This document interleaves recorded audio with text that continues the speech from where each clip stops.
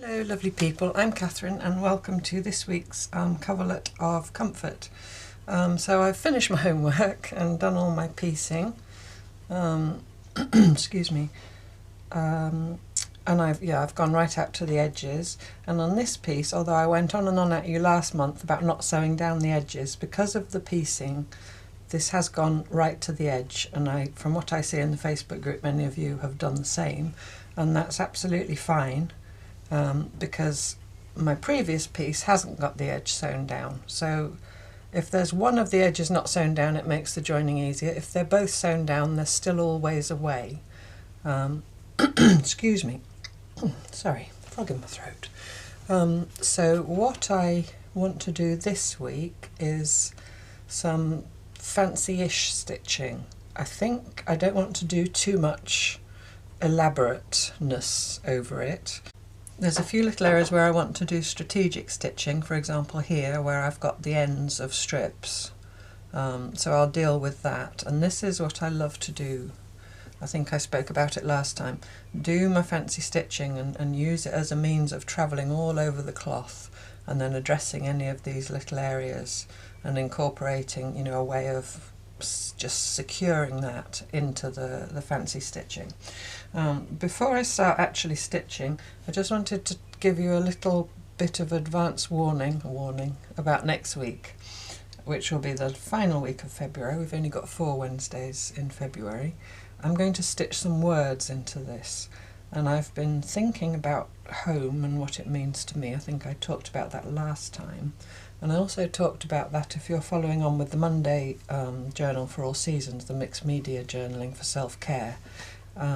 This Monday I did a wolf and a moon inspired by this book, Women Who Run with the Wolves by Clarissa Pinkola Estes, and specifically the chapter which I'd gone back to reread, which is called, if I can find the first page of the chapter, which is called Homing, Returning to Oneself. And I used a quote from this chapter in Monday's video. And I've read this again today, this morning, in the bath actually, in case you're interested. This book is, I think when I read it the first time, I really liked it and found it interesting, but almost on a, I wouldn't say not on a personal level, but now when I've read this chapter now, at this point in my life, it feels much more personal, and particularly the story that she uses in this chapter, which is called Sealskin, Soulskin, sorry. And this idea that she speaks about homing and returning to oneself, it's not necessarily, although it can be, about a physical place. It's more about a feeling, or a type of place. So I've been giving that some thought. This is in terms of what words I might stitch into my cloth. I mean, this may of course be entirely different for you. I'm just giving you my thought processes. So this morning I sat with my cup of tea and I just kind of stream of consciousness wrote some little phrases, and I don't think I'll include them all. So I've written, home is a place inside me, home is peaceful solitude, home is a wood, home is a mug of tea, home is a beach, home is birdsong, stitching is home, friends are home, family is home, homing is an instinct, home is a feeling, home is the corner of the sofa under a blanket, home is a good book. So I'll work on that a little bit more as the week goes along, I think. Also started writing a poem, but that's just my first scrawl, so that might come at one point in one of the journal videos. So yeah, if you haven't yet stitched words, I know some of you have because I've seen in the Facebook group some of your lovely stitching already, and we stitch words here, so you know it's natural progression. But maybe you could also think about what home means to you and come up with some little phrases if that speaks to you as an idea. So I did think about doing the words first, but I want to give it some more thought because I'm finding it kind of a healing process, just thinking about the idea of home. So I want to dwell on that a little bit more through the coming week. So like I said, I finished piecing my February piece, and I've got it here up against my January piece. I talked before about wanting to put it at this end because this is the right way up with my heart here. And this I still haven't finished stitching, kind of deliberately. I'm going to carry on a little bit round with this radiating stitch coming off the blanket stitch. But I've got this area here, and this is when I finished this. Last week I showed you it this way round and talked about this shape and the colour blending into this colour. How I've done it, and I didn't do this deliberately, it's just how it's turned out. If I put it this way round, there's a very definite roof there to my eye, which then sits with this area and makes a house shape. So I might wait until I've joined it and then do something. I'm not going to do something super figurative and definitely a house, I don't think, with doors and windows or whatever, but maybe just some stitching tying those two together as a house. So I'm going to just bear that in mind while I'm doing whatever else I do.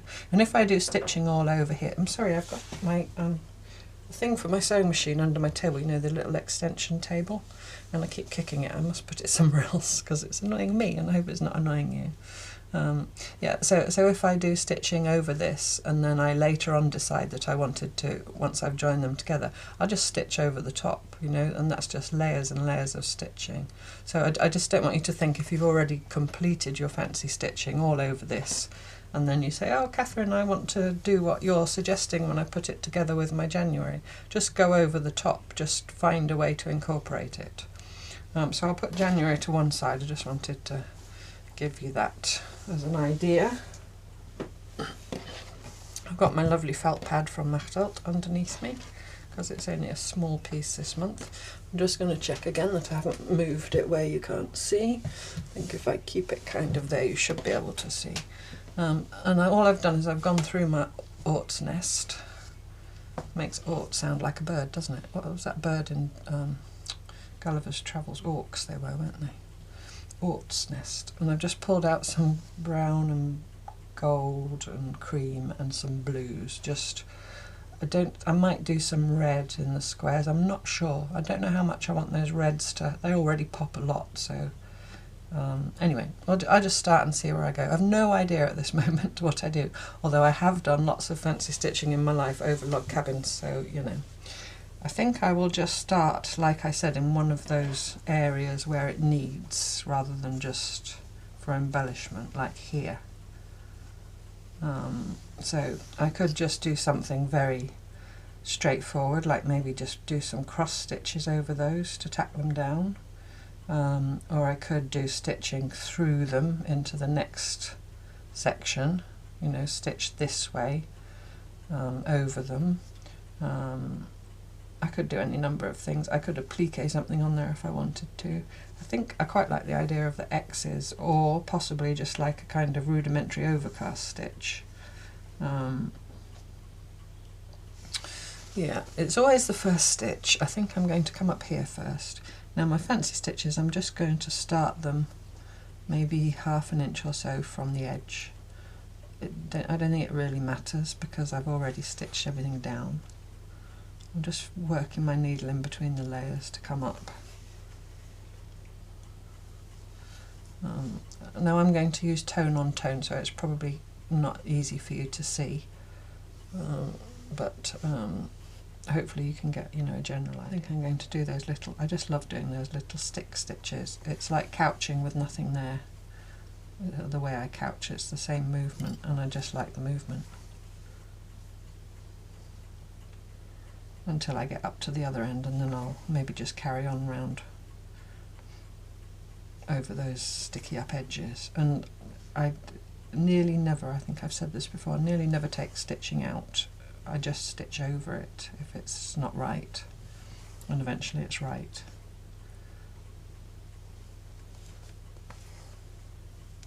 So yeah, I'm thinking about the idea of home. I think I got a little bit upset when I calculated that I'd lived in 30 homes, and I know that there are some of you who have lived in more homes than that because you all told me in the comments. So it ranged from, you know, people that had lived in family homes going back generations right up to people who'd moved, you know, more times than I have, and you're different, you know, the way you felt about that.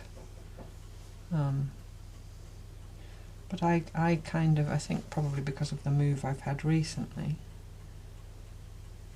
I was getting a bit bogged down in why I'd moved, all the times I've moved, and thinking more about it as the place and the bricks and mortar. I want to come over here somewhere. I'm not even kicking it and it's moving. I don't know why. Rattling. And now Stella's barking.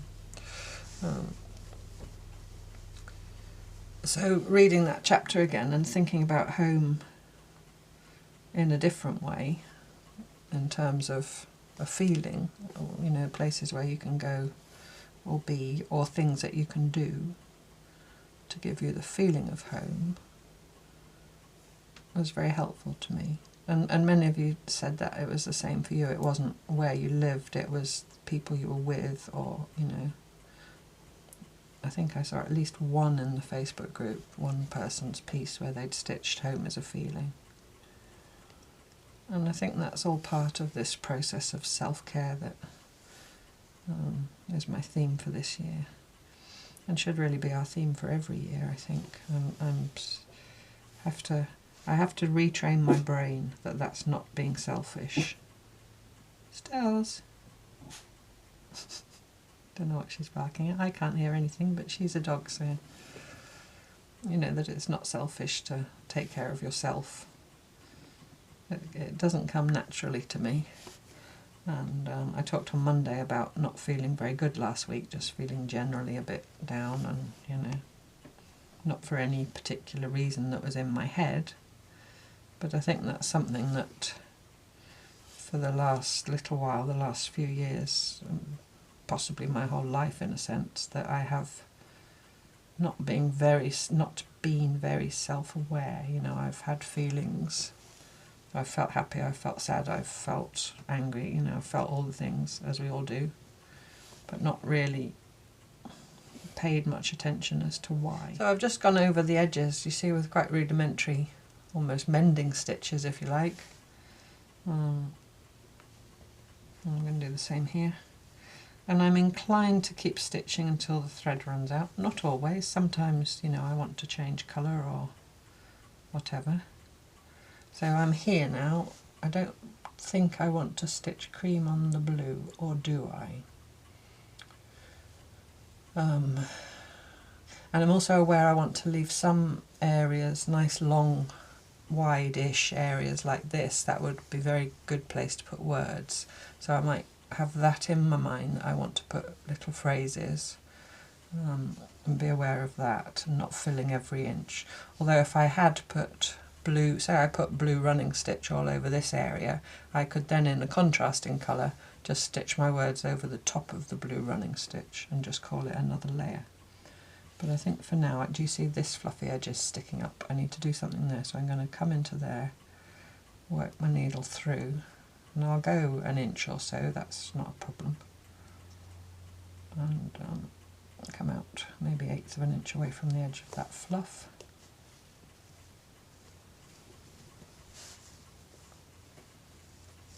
And I think I'll just do a running stitch along that edge. It's kind of a combination of what stitch do I fancy doing, and what stitch will look good there. It's not necessarily only what stitch will look good there, because I think every possibility is good everywhere. I think I might do another line of running stitch on that little piece. And things like this that needed stitching down, to my mind, and things like how much thread have I got left, to me that's helpful, because those are little prompts as to what kind of stitching to do where, rather than that kind of blank page thing, if you understand my meaning. So I might get to the end of here, and I might say, well, I've got just enough thread there probably to stitch down that one. So maybe I'll go in again to the top layer and go back with my thread and come up here somewhere and turn it round again, and then don't think I've got enough to do stick stitches all along, but I might just do a little line of running stitch right along that fold. And here it's quite thick, but I'm not worried. I'm not going to push right through if it's too difficult. I'm just going to go through the top layer or two. It's all held down by the piecing stitches anyway. And now I'm here where it's thin again, I can go right through. Don't be afraid to just, you know, take a superficial stitch, you want to call it that. So now I can just stitch back there, and I've got just enough to finish off. So I'm just going to come to the edge. I don't mind, I've said before, knots and things on the back, but if I can finish off somewhere secretly, then I will. I've made a start. Not very much of a start, but I've made a start. But, you know, like I think I have said it, that this is quite a small piece, but I do like with these log cabins to do a lot of stitching on them. But there might be future months where you finish earlier, or you're waiting for the next week because you want to see what I'm going to do or whatever, and then you can always go back and add stitching even when it's joined. It's just easier when they're small, but it's always possible, even if we were in, you know, December and you joined everything except December, to go back and do stitching on earlier months. And I would encourage you, if you've never done that before, stitched on, you know, larger size pieces, as we go along through the year, to go back and do a few stitches, because that way you learn how to handle a larger cloth, you know, and we're not doing proper quilting, proper hand quilting, unless you want to, of course. And that's one reason why I like to work on a thinner cloth, because you can, even quite a large cloth, bunch a lot of it up in your hand and get in here and stitch. Right, I'm going to do something in the blue, and I'm a poet. I think I want to do... Now I've got in my head that this is my roof of my house. So having decided that, I think I am going to keep away from that. Maybe even start now. I think I'm going to tack that end down. It's already, I've invisible basted all my ends down and some of my fluffy edges, not all of them. So that would probably be just fine as it is. But I think I'm just going to do a couple of, maybe I'll do some French knots, I don't know why. Just came into my head. Again, it's quite thick, so I don't mind if I only go through the top couple of layers.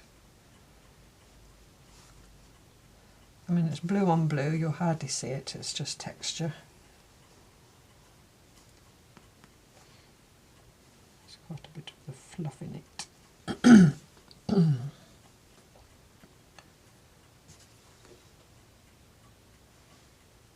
And then I might, okay, I think I'll just get 3 along there.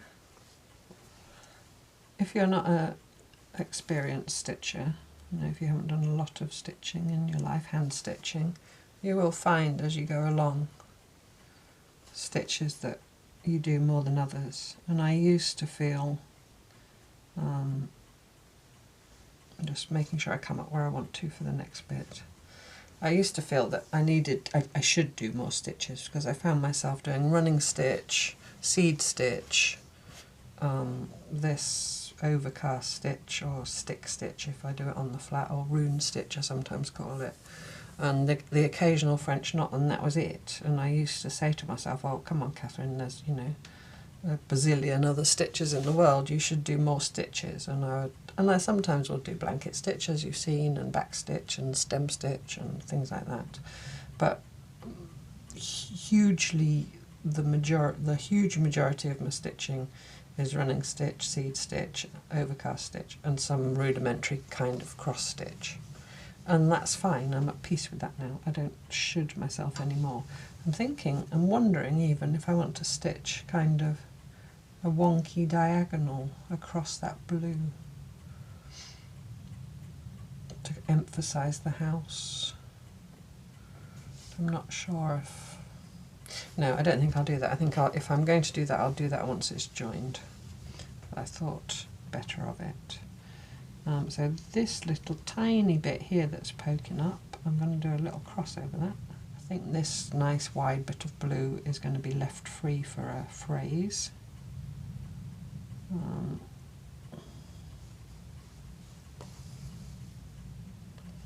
So I've just done a little cross just to tack that down. And I think now I'm just going to do some running stitch, just because I feel like it, into my dad's pyjamas here.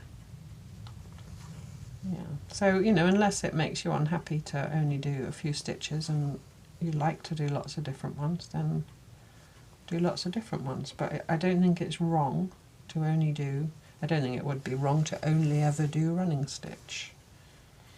You don't have to do all the stitches, and I think it's very much part of Slowstitch to be aware of that kind of thing, and how it makes you feel.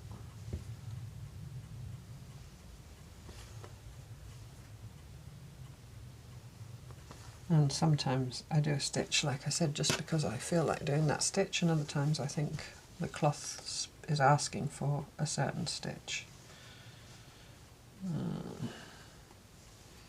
I think I'm going to jump across onto this bit of blue and stitch again, just a running stitch. And sometimes I might line it up with the folded edge. I mean, this is a wedge shape, it's not a rectangle. I could just stitch up the middle of the wedge shape. There's no right or wrong, it's just whatever you think in the moment. I think I'm going to stitch in line with the fold. The other thing you can do with running stitch, of course, is just vary the size of your stitches or the spaces between them, or things like that. You can do if you do more than one, you know, in the cantha style, cantha quilting, you know, the background filling stitch in cantha. You can, if you do parallel rows, you can vary where the next row of stitching, whether the stitches line up, that will give you a certain look, or whether you stagger the spaces and the stitches. There's a whole video somewhere, I think it's in tutorials, in the tutorials playlist, just about running stitch. This cloth is quite resistant. I'll stop there. I think I'm going to jump down to the next log in. I think I'm doing this rather than the diagonal. I think that's what's happening. It's been a lovely day today. It's mid-afternoon now. It's Tuesday. I'm filming a day early because I have to go out tomorrow. But yeah, I've had the windows open. I even had the door open briefly, and then I decided that was a little bit too much, so I closed it again. But yeah, it's a lovely sunny day, and went for a nice walk with Stella. The birds are singing. I've got a cat hair in my stitching, of course, Fred hair.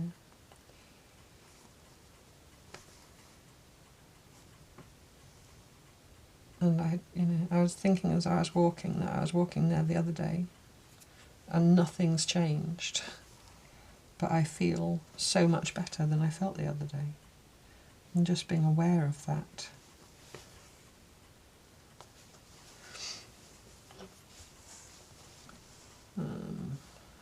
Now, because of where I've come out, I think I'm going to do the overcast stitch along that fold of my dad's pyjamas.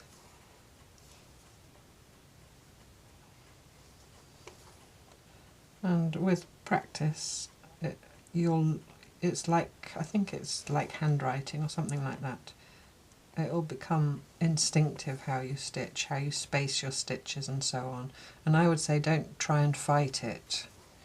I guess you can train yourself through practice if you think your stitches are way too big or way too small. But I find that if I try to do the stitches differently to how I would normally, like here I'm doing very tiny stitches, and I think I can concentrate enough, even while talking to you, to get along this fold and keep them all the uniform size. But if I went on to a stitch meditation scroll, for example, and started stitching a great long length, at one point I think my muscle memory would kick in and my stitches would revert to you know, whatever is my normal stitch hand. And I think that is a bit like your handwriting. If you start trying to write really neatly. Remember at school, if you got a new exercise book, well, me, the first few pages were so neat because that lovely new exercise book thing, you know, where you open it and nobody's ever written in it, it's all crisp and new. And then towards the end of the book it would just be a bit more of a scribbly scrawl. But maybe that was only me. And turn back, and so from a stitching point of view this is probably a bit like watching paint dry because this is what I do. I did fancy a stitching on the January one, but I want to be true to myself, you know. I don't want to do things that I wouldn't do if I was doing it only for myself and not sharing it with you. Although I did think, oh, maybe I should do more stitches, you know, for people that don't know how to do certain stitches. And I thought, no, that's, you know, it's not, firstly it's not necessary because I have some stitch tutorials, and also many other people have stitch tutorials if you want to do other stitches, or you might already have your own stitches in your toolbox. So what I've done can hardly be seen, but it's definitely changed the texture of the cloth. Let's have this other bit of blue. It's quite a long bit, it's a lazy girl bit. This is always 2 strands of floss. I'll tell you if it's different. It's just because that's what I like to stitch with. They fit through the eye of my needle, my tulip number 9. She said. No, it's definitely that way around. Needles have a front and back.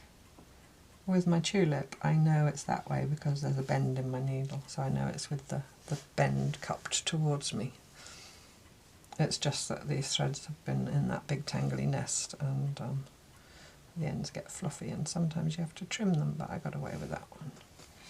Right, so where shall I go now? I mean, you could, of course, just carry on working on that area till you thought that was enough, or you could jump about. I'm inclined to jump about today. Another day I might be different. I think I'm going to address this. What shall I do there? I think I'll do cross stitches again. I do quite like doing cross stitches on the edges of things. And I could do, instead of, you know, with diagonal legs, I could do them with straight legs. Oh, and I saw, not in the woods, but along the bank at the edge of the lane, primroses flowering. And that did make me a little bit sad briefly, but I managed to talk myself out of it, because I don't know if you remember, if you've been here a while. I'm just going to turn around and make little cross perpendicular stitches over the sticks I've just made. That I went in the woods in France down to the old track to look for the primroses to show you, and I was about a week too late and they'd all gone over. And I said I'll go back next year and show you then. Well, it's now next year and I'm not there anymore. So yeah, that gave me a little pause for thought. But I've done these quite close together, so I'll just have to do tiny little perpendicular. I was saying it correct and I corrected myself back to perpendicular stitches. And so I'm just stitching across the verticals. Yeah, and then I thought, but I'm here, I'm fine, you know, there are primroses here too. The primroses on the old track will be blooming. I'm not there to see them, but they'll still be blooming. There's no need to be sad. There we go, so that just gives a different look. Like I said, I don't know if you can see it because I'm doing it all tone on tone, but I'm sure you understand why I want to do it tone on tone and not a contrasting colour.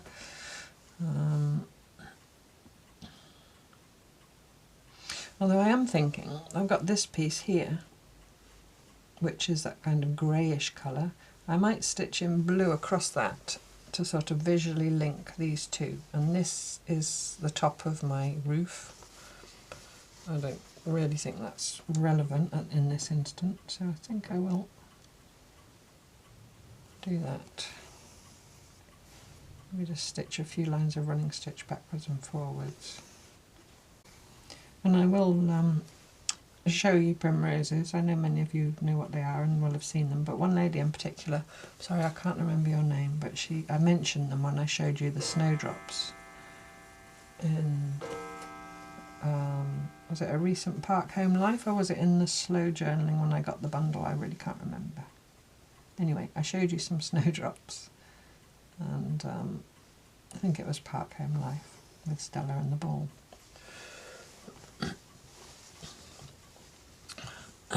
And a lady said she'd never seen primroses in the wild, in real life. I guess in other countries you don't have them. I'm not sure where that lady was from. And I promised that I would find some to include in a video while they're out, because there's, just as I go out of the park here to go into the woods, you know, the home park where I live, just on the bank there in the sun, there are a couple of little clumps in flower. But there's another wood which we'd have to drive to, but it's only sort of 5 miles or so up the road, that I came across.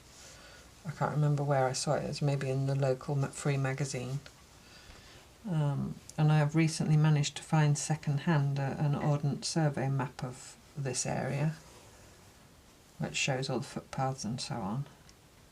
So I do think I might have a little adventure and maybe go to that wood and maybe look for some primroses there. I don't know why I have a feeling I'll find primroses there, I just do. We'll see. I can't find any in this wood here. Not even the leaves of them. There's lots of other, there seems to be bluebell leaves coming up. There's other bulbs which I couldn't identify actually. There's obviously snowdrops because I showed you them. Right, so there I've done that. So that kind of, although that's stitching and this is cloth, it kind of visually links those two blue areas, I think. So now where do I go next? I think I'll come back here. I mean, of course I could end off and go in somewhere else, but I always like to try and find a route if I've still got thread. I think I'm going to come down onto this, trying to work my way between the layers.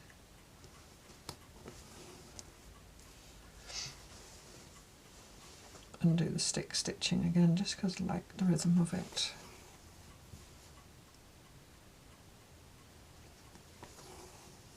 So I don't know if I'll get there this week, because I've got to go out tomorrow. I'm going to a friend's for the day, so you know, don't feel sorry for me. I've got to go out. I'm going out tomorrow for a lovely day, and on Thursday another friend of mine's coming here, and we're going to go and have a little walk around the town if it's nice weather. Well, we'll go around the town whatever, but I mean, you know, we'll walk down. It's about a 10-minute walk down to the town. And have a little wander about and maybe get a coffee, and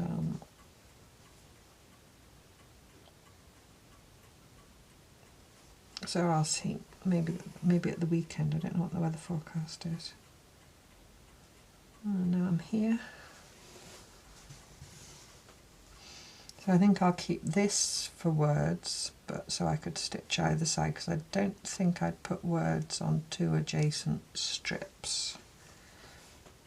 I don't know why I wouldn't, but I think I might come in here and do a bit. I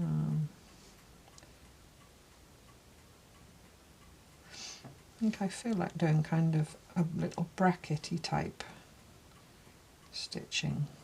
So I'm going to come all the way over here. I think I came out on the back a bit. No, I didn't. If I had, I wouldn't have minded.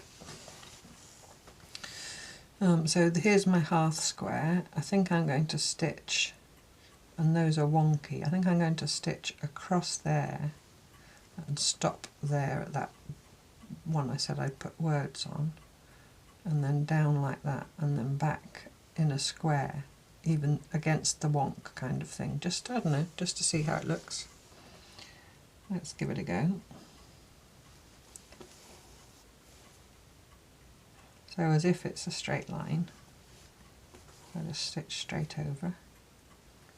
Maybe strategically changing the size of my stitch and the spaces just to be sure that I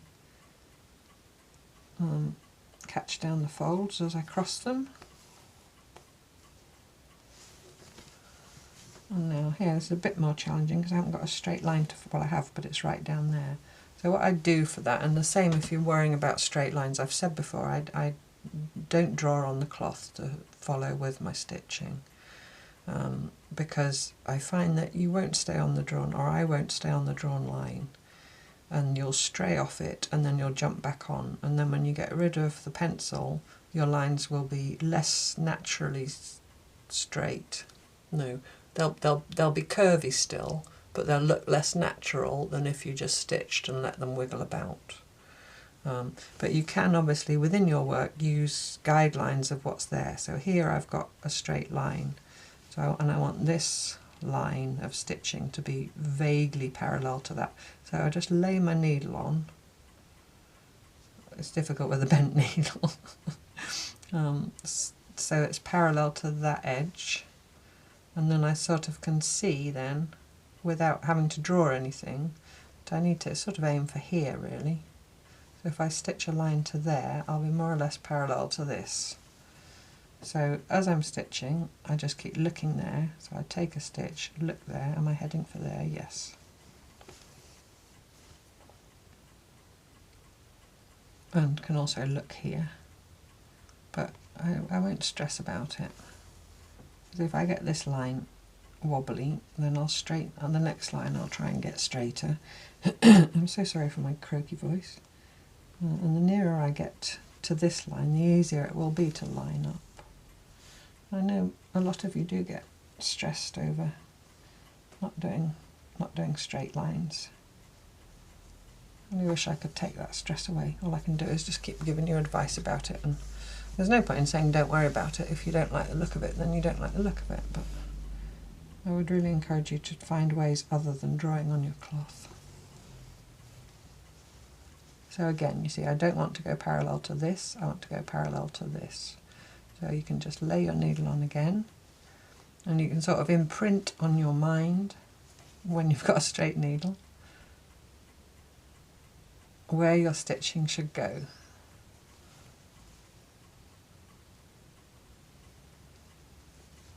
And the other thing is, if you put enough rows of stitching, if one or two of them wibble about a bit, it won't show. So the answer, as always, is 2 more stitching. So I'm just going to come back this way. So that's why I said a bracket, because I'm basically doing it on 2 sides. So I'm going to come up. And for the spacing, I just do that by eye. And that can be variable, but I do find that there's a, you know, a distance that I do by muscle memory, I guess. Although sometimes if you've got like this strip here and I wanted 3 lines of stitch, you see those are wobbly on the end because I shot through. I'll talk about that in a minute when I get to the other end. Nina said recently in the Facebook group, was it Nina? I think it was you, Nina, that it's like the donkeys on the beach. As they get to, you know, those donkeys that give children rides on the beach and they have to go up to a certain point and turn and come back. Well, what those poor donkeys eventually start doing is when they get towards where they know they're going to turn, they turn earlier. Or they start to turn, you know, they anticipate the turn. It's the same with stitching. If you want to stitch one direction and then turn back the other way, when you get to the last stitch and you angle yourself as you make that stitch to come back the other way, it can make that last stitch bend like one of those poor beach donkeys.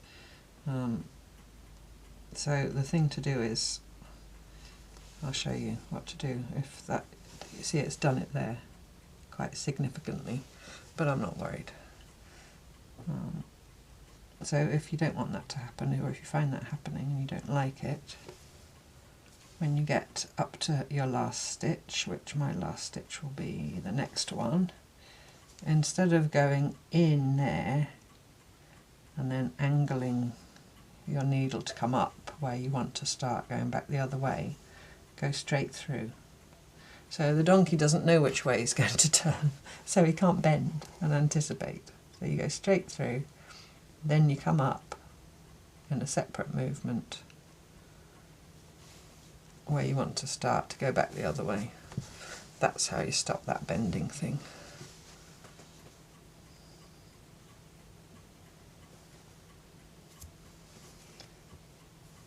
Now donkeys is making me think of the wonky donkey.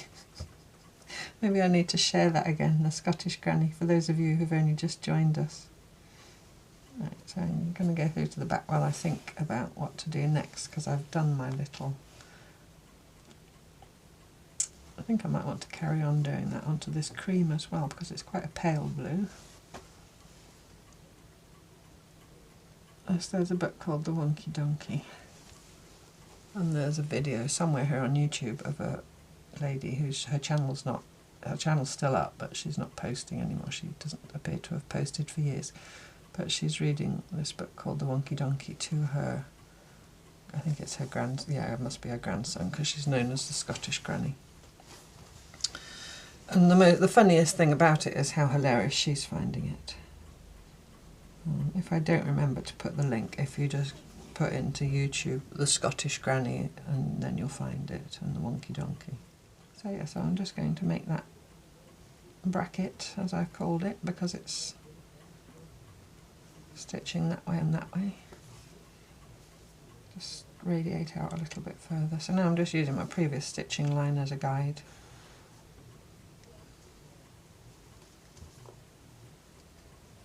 The other thing is, cloth is not a rigid flat surface. Cloth bends and ripples. So if you put... So you can't get dead straight, perfect, even stitches because it's doing this all the time.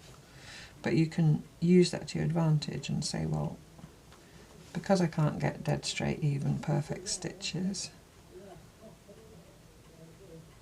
because the cloth is rippling, that might be why the stitches don't look straight. Do you see what I mean? It's not me, it's not my dodgy stitching, it's because the cloth's rippling. Like with Kantha, you know, if you look at traditional Indian Kantha and you look at their quilting stitches, the background stitches where they play with the hills and valleys in the cloth, and you look at the overall, you'll look at I will certainly look at a piece of Indian Kantha and think, wow, that's beautiful. But if you go in with a critical eye, you will see that the gaps vary, the size of the stitches vary, you know, the tension varies, everything varies, but the overall look is beautiful.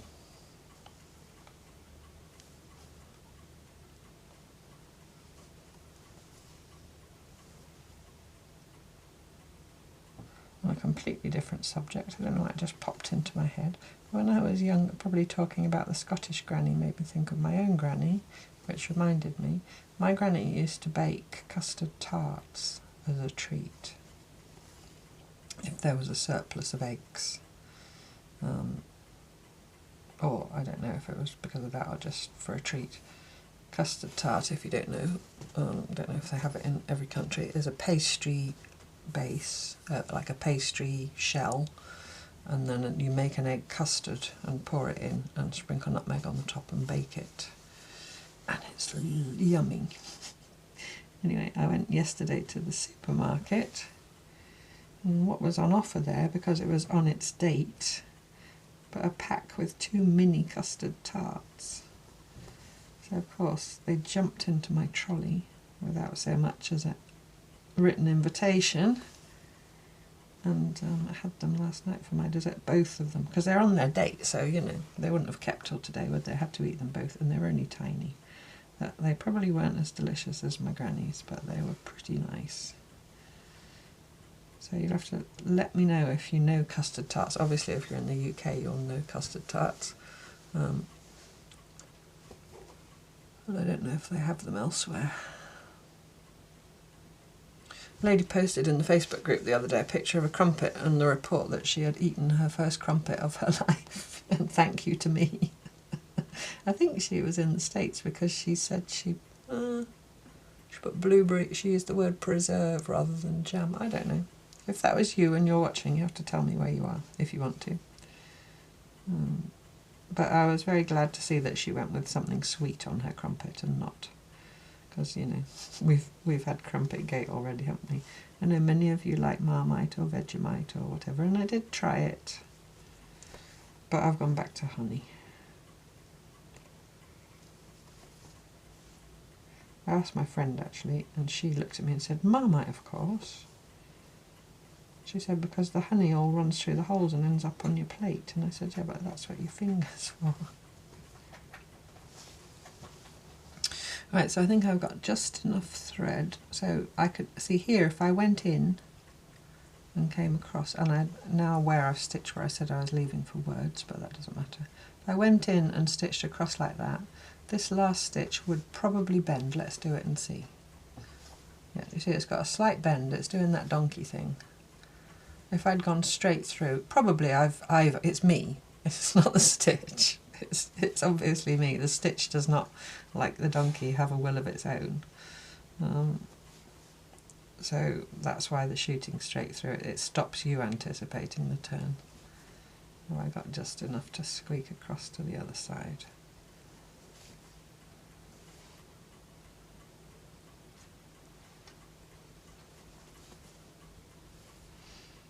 So they were threatening to turn our water off today. There's a little notice board, but actually I spoke to the site warden as he was walking past with the notice, so he told me that they might have to turn the water off today. So I didn't know what time that might be. So I filled up a saucepan and the teapot with water. Well, that's enough for a day. Made sure that Stella and Fred's bowl was full, but it's still on. So I don't know if they've had a change of mind or if the people that were supposed to be coming to do whatever they've got to do haven't come. No, I'm just looking because I think that was him talking outside to one of the neighbours. Sorry. When you live in a community like this, it does make you very aware of what's going on, shall we say. I'm not saying I'm a nosy neighbour. Right, so there, I hope you can see. Can you see? Because I've done, because I've done this straight stitching, I've kind of, although those log cabiny lines were going on the wonk, I've reasserted the square. I just think that's quite visually interesting. I might do that in a couple of other places. I don't think I'll do it everywhere where it's on the wonk, because then it would become a bit too predictable. But yeah, I'm quite pleased with that. And because I used a pale blue, it shows up nicely, but not too much on the cream area. Now, seed stitch, of course, you can go in and out and anticipate where you're going to come up, but I tend to always stab stitch it. I don't know why. It's just what I do. Just apparently like that better.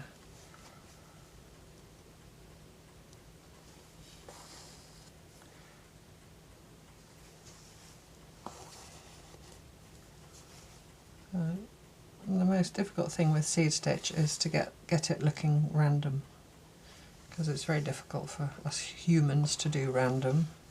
Anybody who's planted bulbs to naturalise in long grass, for example, will have done the trick of throwing them and then planting them where they land. And I would bet that everybody who's ever done that has moved one or two and not planted them exactly where they've landed. You can't really throw seed stitches, all you can do is try and build up a rhythm. I just kind of make sure that if I've done that one that way, that I come at some kind of angle to it with the next one.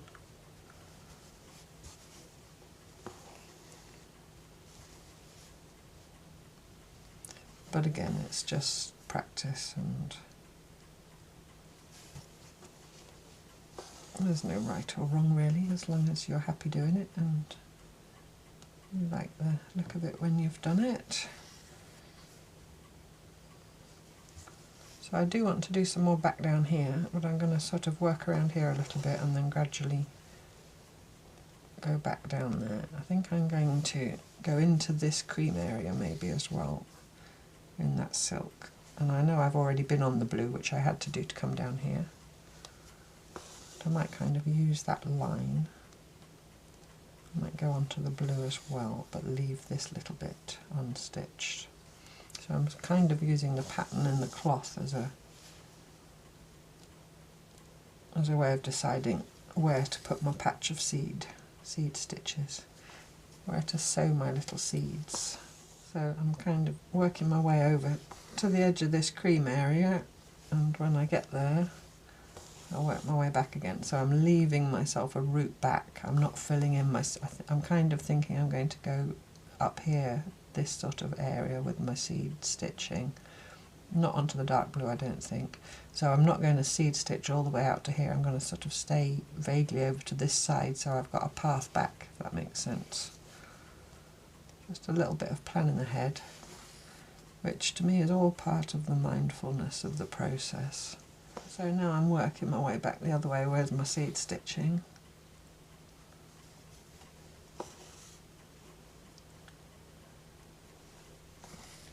Being aware as well, like I said with on the January when I did some seed stitching in my little 9 patch, that heavy seed stitching does kind of stiffen the area of the cloth. But you might have noticed with your own that this feels quite substantial anyway because of all the seams. That's just the nature of it. But when it's surrounded by all its neighbours, in the overall scheme of things, it will still be soft and lovely. I'm not worried about that. And I think what I'll do once I've done this, I think I'll do the fancy stitching and do some of my text and maybe just leave a couple of phrases to do with you. And then that will leave time enough to do the joining. Could of course join mine and do the text afterwards, it's not really a problem. So that will be my my plan B if I don't have time to do the fancy stitching. I'll just join mine and finish the fancy stitching when it's joined. So what have I done in an hour? Not a lot. A lot of wittering. I did some little stick stitching here and did an overcast stitch which has just sort of anchored that edge all down. I did some running stitch and overcast that fold. I did this bracket type affair, put in this square back. I think that is quite striking. I did some crosses there, but vertical and horizontal rather than diagonal. I did this little bit of pale blue to sort of unify these two, bring these two areas together visually as well. And then I did some seed stitch over this area, which I think really has muted down that what was quite an awkward looking corner. So I've made a start. So I hope you're enjoying stitching on yours, and do have a think about what home means to you, and maybe scribble down, you know, like I've been doing, some little phrases if you haven't already gone ahead and stitched words into your piece. And I'll be back next Wednesday, hopefully with some homework done, and talk about more about the word stitching, and then we can do the exciting thing of joining January to February. So I look forward to that, and meanwhile thank you so much for watching, and I look forward to you joining me next time for more Cloth Tales. Bye bye.